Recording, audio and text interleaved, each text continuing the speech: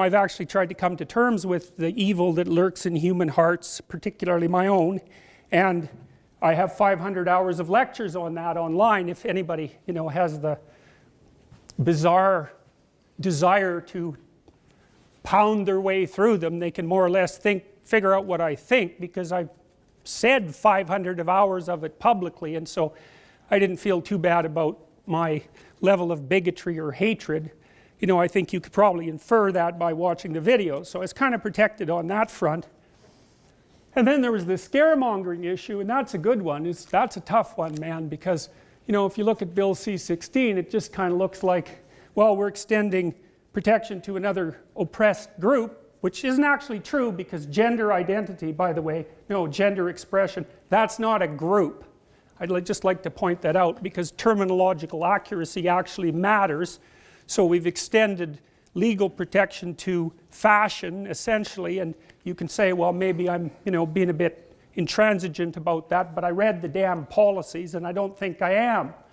And that's not a group, so that's an indication of the muddle-headedness behind the legislation. And then the federal government, the Department of Justice, did say on their own website that they were going to interpret that law in light of the policies of the Ontario Human Rights Commission. And so, fine, man, go to the Ontario Human Rights Commission if they haven't taken the policies off yet, and read what they're up to. And if you agree with that, well, good, agree with it. But I would suspect that if you agree with it, you didn't understand it, or you're up to something. And that comes to the next part. What are we really talking about here? Well, so we could be talking about my biases and my proclivity to scaremonger, and fair enough, but here's some reasons we're not. And one is that I have all those lectures online, and believe me, if there would have been a phrase in any of them that indicated that there was something even vaguely morally corrupt about me, it would have been paraded around as evidence. You can be sure of that. So that's kind of a relief. I did a lot of soul searching in the last couple of months, and it's not like I'm without my problems, but anyways, so what is this about? Well, we'll say, hopefully it's not about me, because that'd be stupid. And so what's going on? Why are all these people watching these videos, these things I made just to figure out what it was that I was thinking, because I couldn't sleep one night, and because I'm not very damn happy about that unconscious bias stuff, which I would regard as absolutely reprehensible, that you could be held guilty for your implicit perceptions. Think about that. God, they use that test as a diagnostic test. It doesn't meet the criteria for reliability and validity that you'd use for a diagnostic test. It doesn't produce the same results one time after another, and you can use it to target anybody. And so go along with it if you want and just see what happens. Anyways, so I've been thinking about this, like, what's going on? Why the outcry? You think, well, Professor Peterson got his 15 minutes of fame. It's like, well, I had my 15 minutes of, trivial fame several times in my life, and there's some good things about it, but I am, despite what you might think, a rather private person, and so it's not like I'm particularly enjoying it. But I thought something, when I made those videos, I thought, this is something I learned from reading mythology. If you have to fight a dragon, you should go to its lair before it comes to your village. And so people think of what I did as courageous, and I don't think that's right. I just think that I can see danger coming, and you get to pick your anxiety. I could either be anxious about speaking, or I could be anxious about not speaking. And so I chose to be anxious about speaking. And that's not exactly courage. It's more like common sense. But that assumes that you're looking into the future. So you might say, well, what gives me any special power to look into the future? And hey, that's a good question. I mean, God only knows what's going to happen in the next few years. I did read today, this is cool, 250,000 people will be lifted out of absolute poverty today. And 300,000 more will be connected to electricity.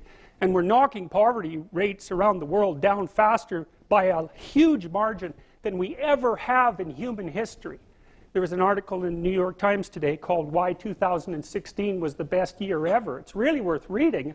I concluded the same thing. I worked for a UN committee a couple of years ago, and I was looking at, you know, what was going to happen down the road, and everything I kept reading was, well, wow, we're getting rid of polio, we're getting rid of elephantiasis, which you really don't want to have, we're getting rid of guinea worm, we're getting rid of polio, we're knocking malaria back into the swamps from where it comes, we're lifting people out of poverty. It's like, man, we're doing a lot of good things. You'd sure never guess that by the way we treat ourselves.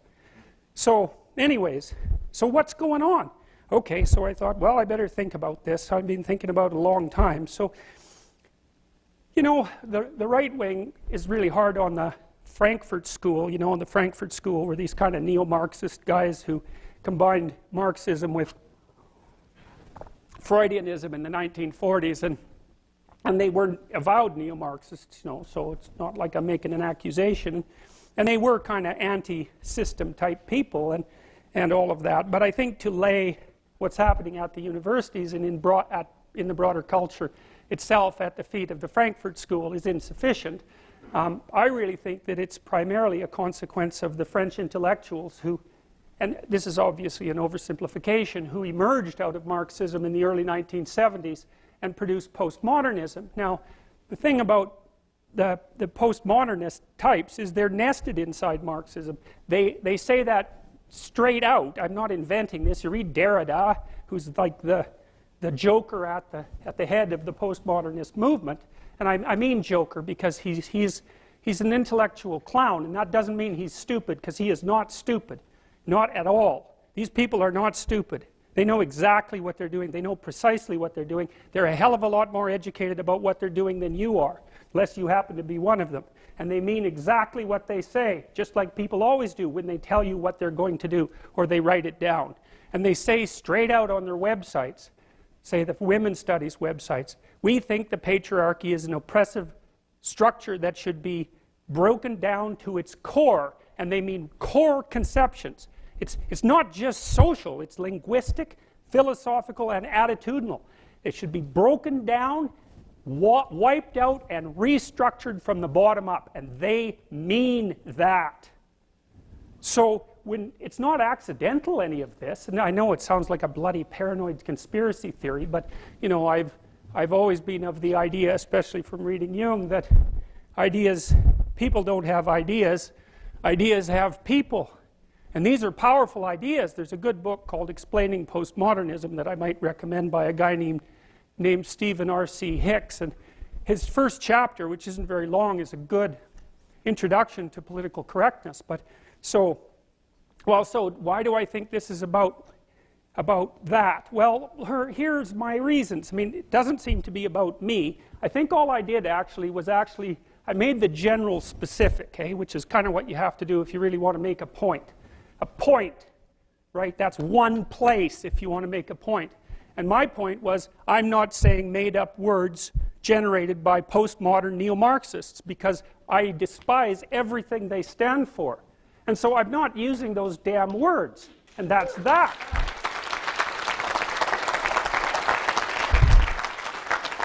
And it's not like I have something against transgender people. I'm sure some of them are lovely people and some of them aren't.